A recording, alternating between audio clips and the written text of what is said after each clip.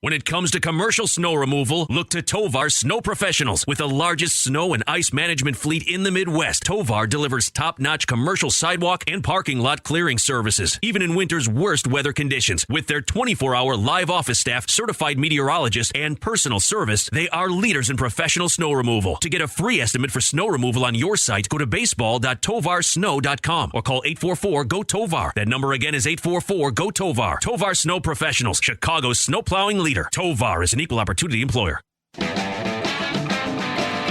Cubs fans helping Cubs fans at Stewart's Cubs cave parties. Everybody's in for giving back to those in need. We're going to Club 400. Club 400. We're going to Club 400. Club 400. We're going to Club 400 Radio.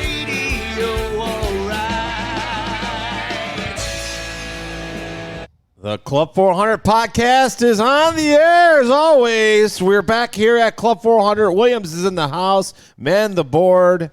William, what is going on? Let's get ready to rumble.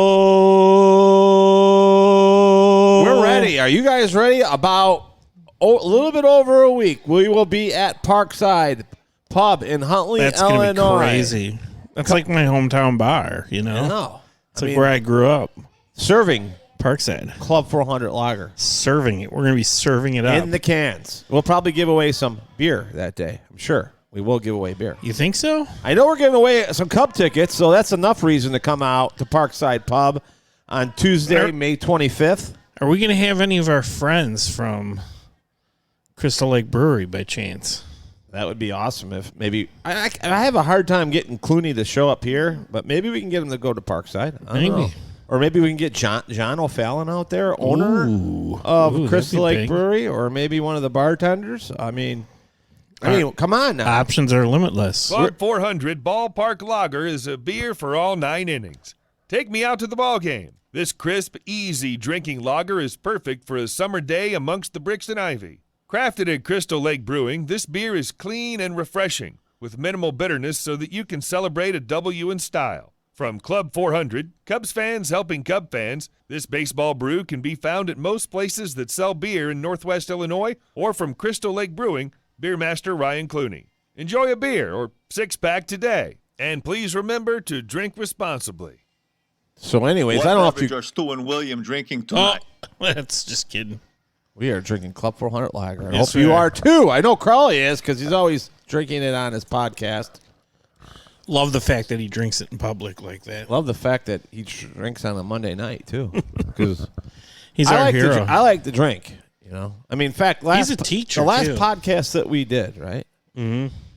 We did we did the podcast, and then we basically, John came over. We interviewed Bill Watts. That was at the very end, and then we had the Jersey Girls over here doing the national anthem. Oh, what a night! We had about 15 renditions in a row of the Star Spangled Banner, if not more. We need to get your wife Lisa on to see how she felt about that. She did not want to hear the national anthem. She knows the for a words very now, long time. though. Yeah. We had a great time. Jimmy, Wadelia, Modern Day Romeos, Jessica came over. We partied pretty late. Yeah. I woke up awfully hungover. It's a good time. And then I went to Wrigley Field the next day. You have drove my truck down there, left my truck down there, took a car home, had to come back the next day in an Uber. Where were you, William? You weren't there for me, dude. Some people got to work on Saturdays, I guess, huh? It was a Friday. Oh, I had to work on Saturday. Yeah, he had to work. He works on Saturday mornings, but yeah, I wasn't there for you Friday either. And I'll always do this. Our friends at WrigleyView.com, WrigleyViewRooftop.com, they're starting to open up now. So they're starting to open up for all the games. And they are very economical pricing this year. As you know, the ticket includes full ticket for the game, free drinks, free food. Bona beef, beef combos, hot dogs, vegetarian options, desserts. Chips. Great people. Great view. You can't beat it. Great price. Wow. Check them out, WrigleyView.com. Go ahead. If you want to do a group outing, I've actually got calls. Excuse me. No COVID here, William. By the way, you're double vaxxed, so you're okay. I can cough at you almost. You can cough on me. And then it won't matter. But anyways, It's good pricing, good view, good people. Like I said, we're hosting a breast cancer event up there soon. Be on the lookout for that information. WrigleyView.com. They do groups. If you call the phone number, let them know Club 400. Stu and William sent you there. I know Lisa. She's doing a group of 10. And I believe I just got a call from the other day from our distributor, Chaz Hedrick. By the way, they just came in and redid our kegerator. Nice. They changed out everything. We were leaking gas in there.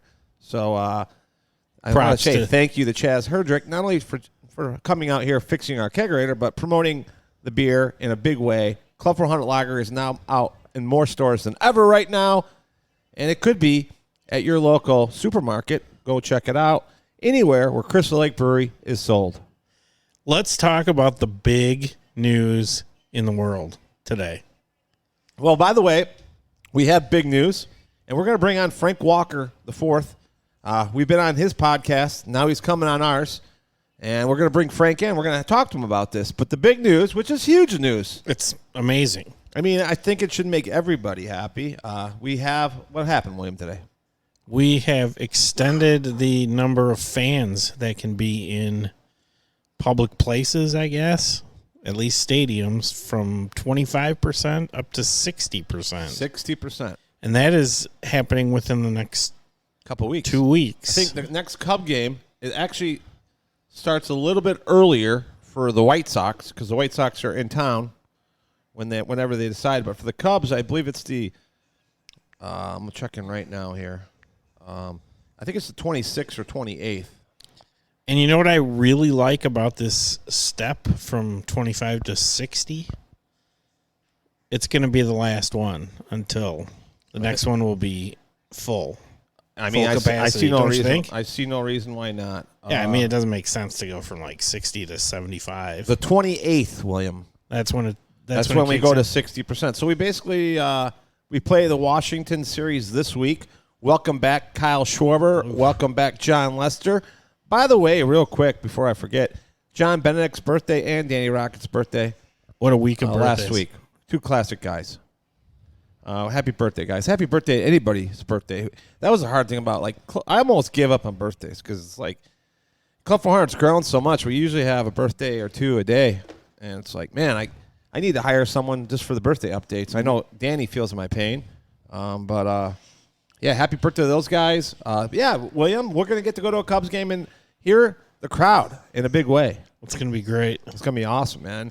And it seems like such a long time coming, and then when you think about it, it's like only been a little over a year. I mean, that is a long time. Don't get me wrong, but in the big scheme of things.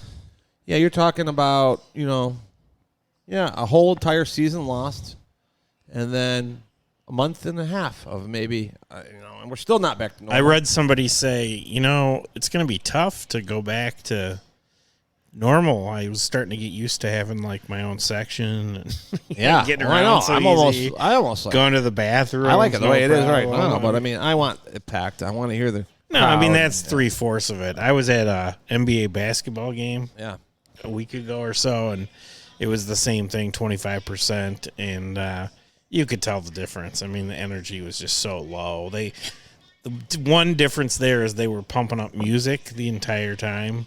So that was going on while they're dribbling the ball up and down the court and stuff. It was like heavy thumping music and stuff, but it was so different without. You ever thought you're going to the Brewers game, and then you end up going to the basketball game? Yeah, I was. Tell them that was crazy. You're taking your son to what you thought was a Brewer game, and then you find out an hour before you're actually going to the Bucks game. I'm going to the Bucks game. Yeah, it was a B. But I got that right. It was a B. So yeah, we're gonna bring on our guest. He works for the Cubs. He's a security guy. Frank Walker IV. Let's call him up right now, William, and we'll bring him on, and we're going to talk all things really Cubs employees tonight. We're going to focus on the people that work for the Chicago Cubs, and we're going to talk to one of the head security guys. So we'll call him up right now, and I hope you enjoy our interview with Frank Walker IV. Thanks, everybody, to Frank Walker. Frank, how you doing tonight, buddy? Hey, I am great. Excited to be on the podcast, returning the favor from when you all were on our podcast, which is one of our best episodes. I'll tell you what, real quick, Frank, before we get into a little bit about you and what how you became working for the Cubs and and your job there. Tell us about what you're doing right now and the podcast that you're doing, which I think is really awesome. Like we just was telling William, you work for the Cubs in security, and all the people that work for the Cubs are kind of like a family, and Frank's kind of combining the family together, and I think that's kind of the idea behind this podcast. But tell me about it, Frank. Yeah, so like you said, we are a family, and we discovered during the pandemic that a lot of us had lives outside of Wrigley that we never, ever knew about. We were lawyers and doctors and teachers, but when we were at Wrigley, we never knew. We just knew that this person was an usher, or this person was a security guard, or they emptied the trash out. So we decided, why not do a podcast that is not about work, because we're not allowed to discuss work, but we can talk about what we do in our personal lives outside of work. So every Monday and Wednesday, we produce new episodes that features either an usher or a security guard or somebody that works at Wrigley Field, and they talk about what they do when they're not at Wrigley Field. And we throw in some Cubs and former Cubs here and there surprises as well. And Frank, that's kind of the unique thing is, you're, all these people that work for the Cubs, like, they're not employees. They're people that have had, a lot of them are, older people that were, that retired. A lot of them are the ushers and stuff like that, who are huge Cub fans, and they're kind of like reliving a dream. Yeah, living their dream. Because I know 3 or 4 people, friends of mine's parents that work at Wrigley, where they're actually fulfilling a dream, but being able to do it at beautiful Wrigley Field on a daily basis. So we're not just talking about people that are working at Wrigley Field, but these are people that fulfilling their dreams, right, Frank? Oh, yes. I mean, there are people who live as far away as Wisconsin, Indiana, all the surrounding states, who drive all those hours just to get to Wrigley Field to work and be of service in the cold and in the rain. And then when the game is over, they drive all the way back to the different states. I don't think that most people know that, these great people are doing this. So that's why we call the podcast Mistaken Identity, because by day they are ushers or security, but in their personal lives, they're way much more than that.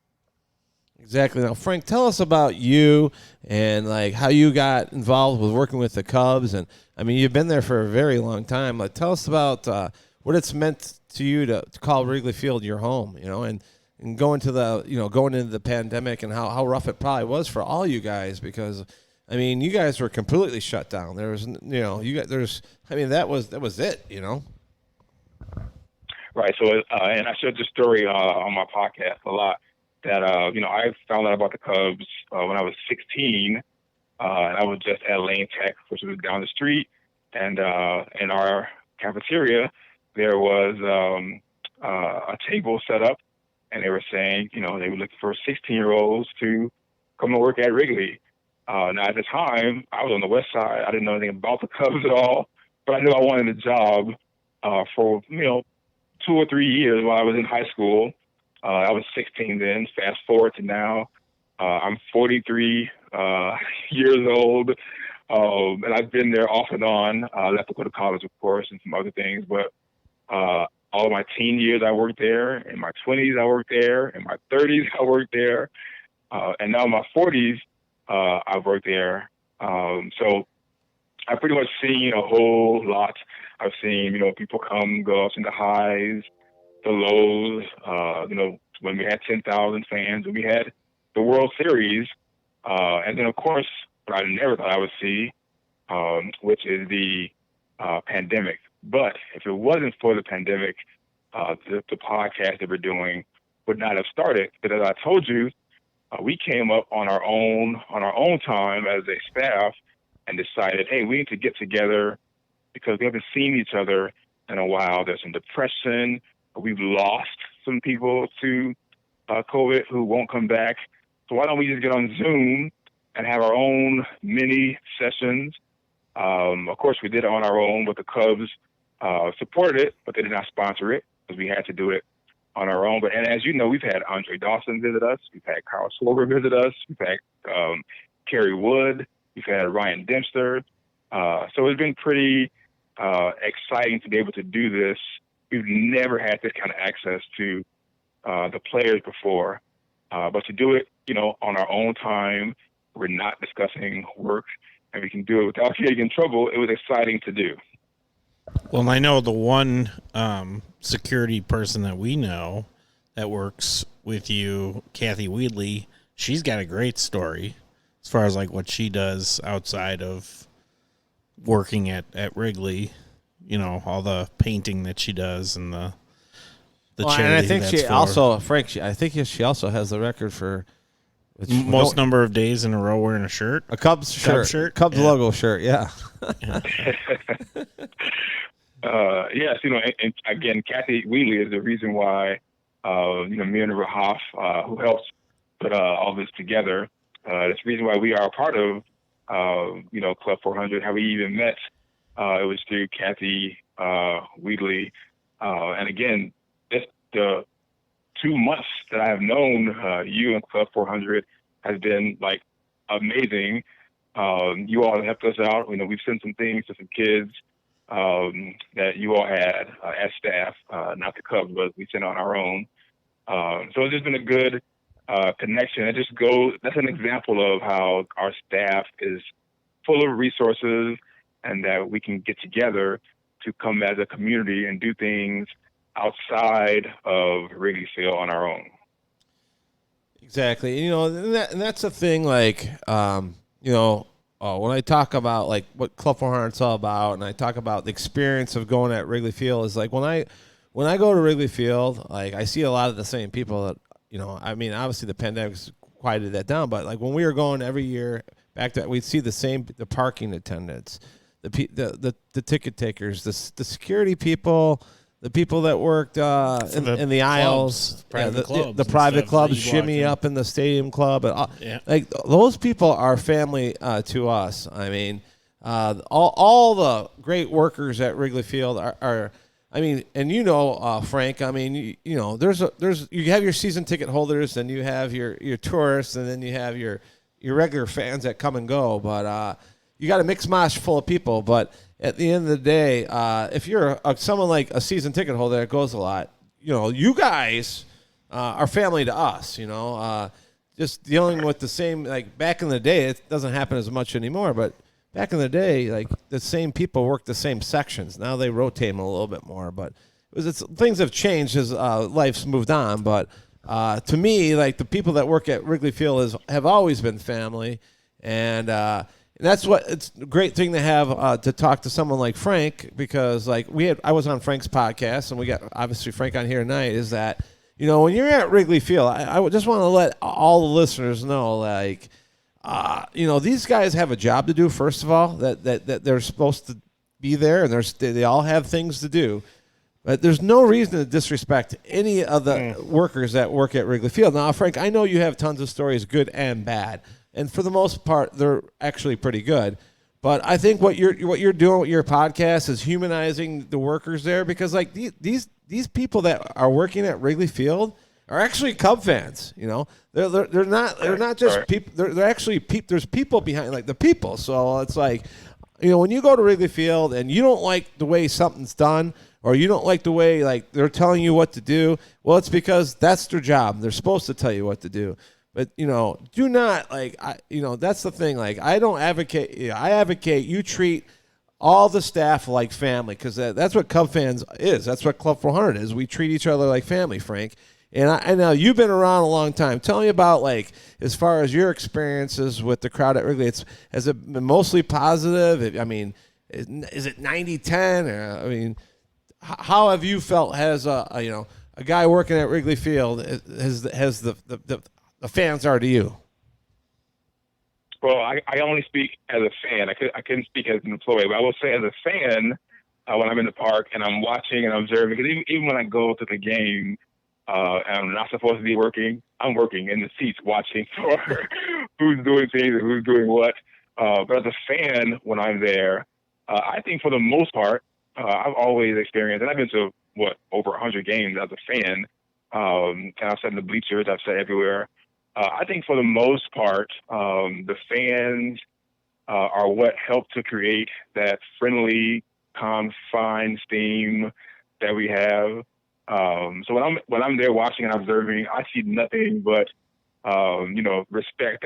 You can go to any stadium and there's one knucklehead, who's doing whatever. But with the podcast, we're able to show that, hey, this usher here is somebody's grandmother.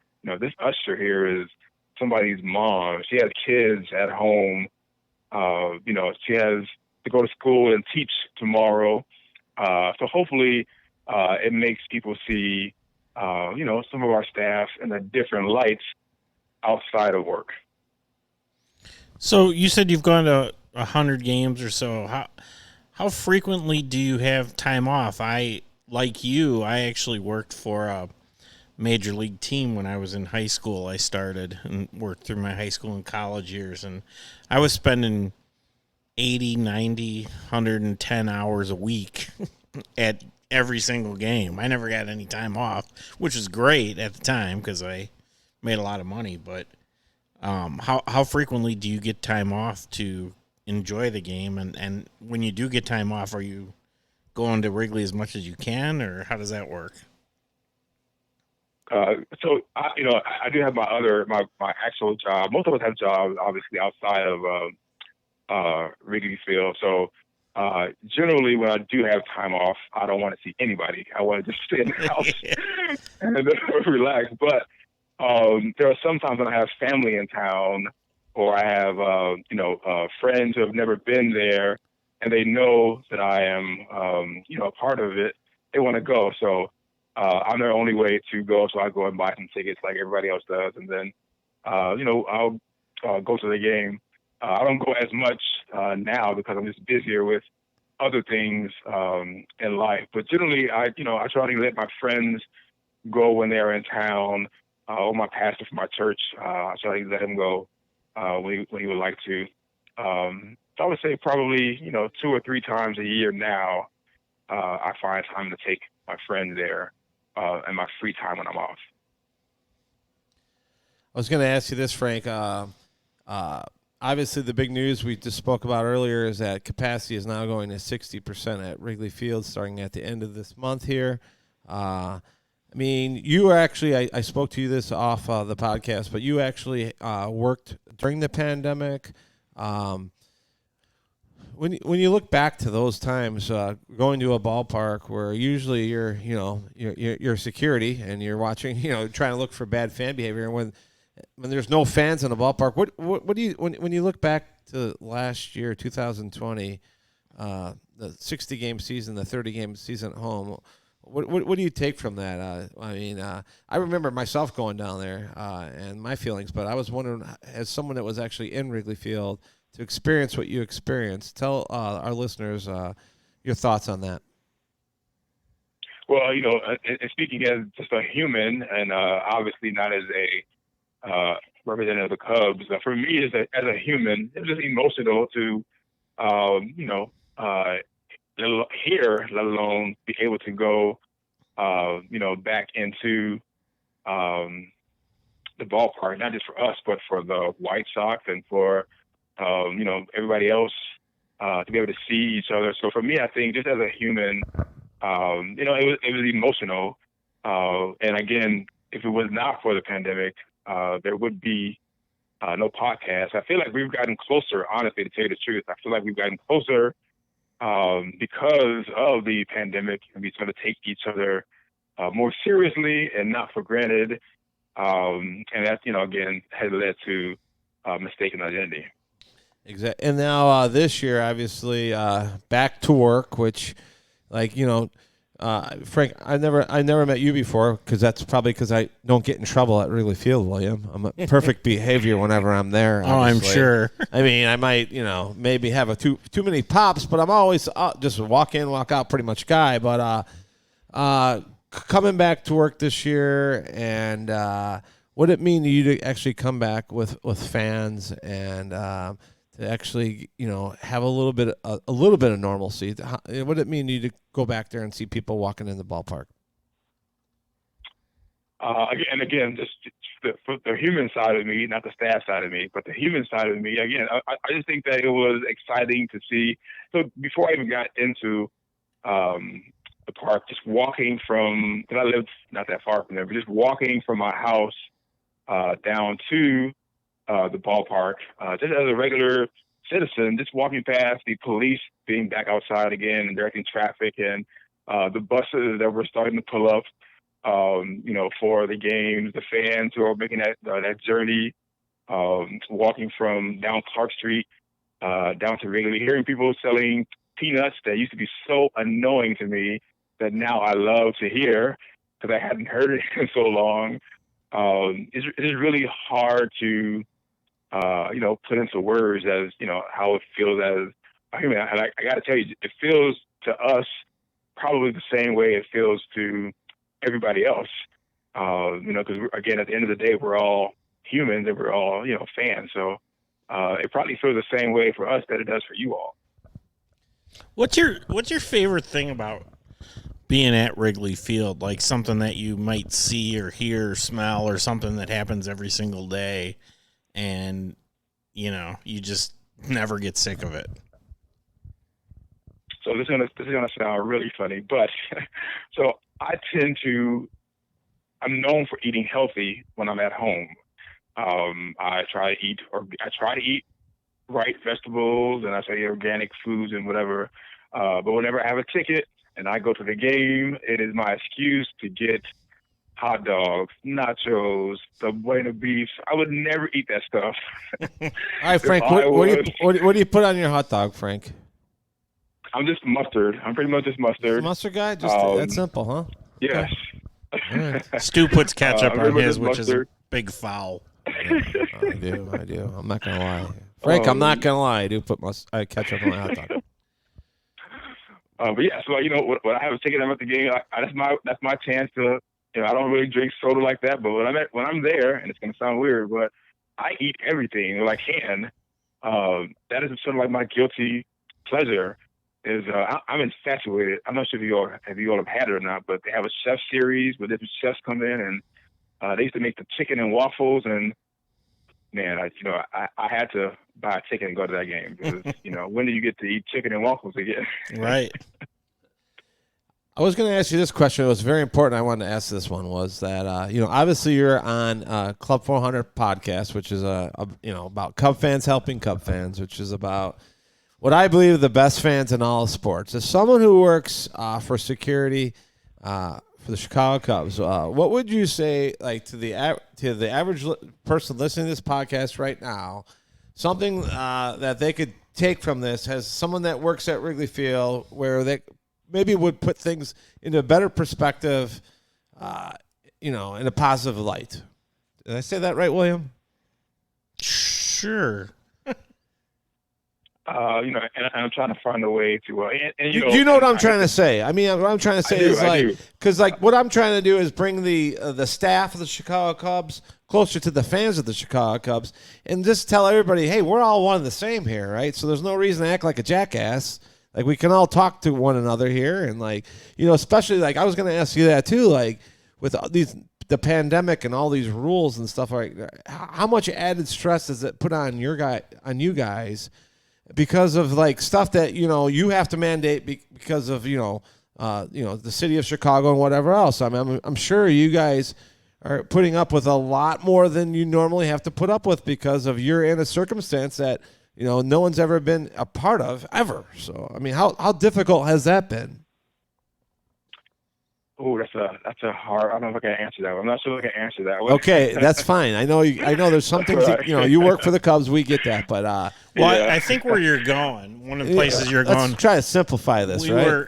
Stu and I went to spring training in Arizona, and we went to the Cubs were playing at the Dodger Stadium. I can't remember where. Yes, we went. It was the Dodgers and White Sox, Camelback Ranch. Camelback Ranch. There you go. And, our initial feeling when we walked in was it felt like a library. It was so quiet. And then we were in the outfield bleacher seats in a circle, standing in a circle, and we couldn't figure out why we're getting yelled at every minute for having our masks off while we were sipping a beer. But then very quickly after that, we were talking about you and Kathy and other people that we know and just how this has just got to be a challenge to tell, adults, put your mask back on. It's like managing a classroom of kindergartners, Added stress, probably that you guys already have stress on a normal game when there's 40,000 people there. Now you're only dealing with, right now 25%, and you're probably I hope maybe you're not having as much problems. I hope not, but you're dealing with different types of problems. So it's never easy, right, Frank? I mean, I'm not. I guess we're sympathizing with you. I guess is what we're saying here. I mean, I don't represent the Cubs. I'm promoting the podcast, but what I would say is that I think it's no different than what you see or what you're hearing in the rest of the world. I think Wrigley is no exception to anywhere else. I mean, I'm sure you've seen some hesitancy on social media or online. So I would just say that it's no different. It's the same everywhere, I would say. Yeah. And I was I wanted to ask you too, like during the year. You correct me if I'm wrong here, but you guys lost a lot of employees, didn't you? I mean, through I don't know if it was COVID deaths, but it seemed like you guys lost 5 or 6 people that worked for the Cubs for a very long time. Yeah, it's funny because and this is public knowledge. This is not inside knowledge because it's been all over social media because we're all posting about it, but. And we're actually going to have a episode on the podcast about the people that we have lost. But it does feel like we have, lost a larger amount of staff than we usually do for whatever reason. And that led to a lot of, why we're doing what we're doing now because, when you come back to work and you hear that you've lost so many people and you didn't even know about it because you're not either on social media or we've been away for a while, that leads to some depression and some anxiety. So, we wanted to do whatever we can to relieve that outside of work. The Cubs, as a organization, they handling it how they handle it. They're an organization. But we're a family outside on our personal lives. So, we also address it there. And again, the Cubs are very supportive of what we do outside as well. So Frank, what is so as far as you're doing the podcast, we hope to have you out to Club 400 really soon. We'd love to have all you guys out here at some point, and we'll do a little barbecue. But you guys have brought on unbelievable players, like you said, Andre Dawson, our good friend Ray Burris came on their show, and so the end game is just to get these great employees on your podcast, tell them about their life stories, and to educate people about who works at Wrigley Field and the history of. It's part of the history of Wrigley Field. It really is. All the people that work at Wrigley Field. I've met so many unbelievable people there that I've became lifelong friends with, and people that I've lost that I don't see any longer. Not just inside the ballpark, but outside the ballpark at bars, bar owners, and so forth. So it is a community. It is a great community, and that's a great thing about you, Frank. You're bringing everybody together as a community, and COVID was rough on everyone, and like you said. What you did was bringing them together and starting the Zooms and bringing players on, and was a beautiful thing, Frank. And it takes guys like you, leaders. You're a leader, and you care. You're passionate, and I love that about you, Frank. And just keep doing what you're doing, buddy. And I just want to let you know we support you 100%, and whatever we can do to help you guys, we will do. And we look forward to seeing you, because I don't know if you know this, William, but Frank's favorite player is Jason Hayward. We need to get him out here, man. Yes. Jay, we've heard some good stories about him. That's for sure. Yes, Jay Hay is the man. Yes, I would go crazy if I ever got to. And I've seen him at work, obviously, in passing, but I would go crazy if I ever got to actually talk to him. Yes, yeah. I mean, yeah, we got to get Jay Hay out here. We're working on we've shut down like everybody else, but we're looking forward to getting some players out here soon. And I hope that Frank is. I hope you're out here a lot, Frank, when you can be, because sometimes you won't be able to be here because we'll be watching you on TV. Exactly. So. Yeah, but I do want to thank you all for letting me come on to promote the podcast, because we definitely think that it is. We're like the other version of you all, where you all are Cubs fans having Cubs fans, and we are the associates helping the associates outside of work and not associated or representing work. So we see similar values in our mission. Yeah, definitely. Hey, Frank, what is the best way for somebody to find your podcast if they wanted to go out there and look for your podcast? So, surprisingly, we've gotten pretty big, but we're actually available on every podcast platform, including Clubhouse now. And it's just simply mistaken. Wait, we're not even on Clubhouse yet. What the hell? I don't know. Yes, it's Mistaken Identity with David and Frank, that full title. As you just type it into your podcast platform, and you can find us. Excellent. So let me ask you this real quick before we let you go, because he's got to do his podcast tonight. So I thought you worked every Cubs home game. It's not necessarily true. You got days off here and there. Yes, I mean, I would. I mean, I have a job outside of the Cubs. Most of us do. So, my priority goes to my actual job, and then, I can go to work when I'm able to. Okay, I did not know that, but I would love to go to a game with Frank out in the bleachers or somewhere. I'd love to go to. He doesn't like to go there if he doesn't have to. Didn't you hear that? Okay, I'm sure we can do that one day. Frank Walker, the fourth, we love you, buddy. We're looking forward to seeing you here at Club 400, and I will support you guys 100%. Mistaken Identity and all the people that work for the greatest team of all sport, the Chicago Cubs. You are welcome here at any point in time. You are our family too. Frank, you're my family. William, you're my family. We're also looking forward to the day when our podcasts are back-to-back on the Marquee Network. Exactly. Yes. Why not? Then we'll know we've made it, right? Then we'll know we've made it. All right. Thanks for coming on, buddy. I appreciate it. And we'll see you at Wrigley Field. All right. Thank you all. Thank you.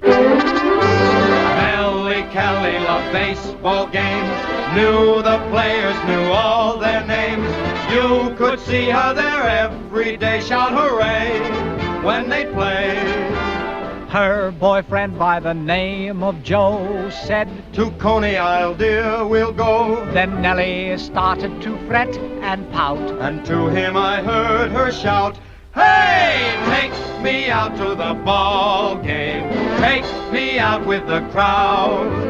Buy me some peanuts and Cracker Jack. I don't care if I never get back. Let me root for the home team. If they don't win, it's a shame. 'Cause it's 1, 2, 3 strikes, you're out at the old ball game.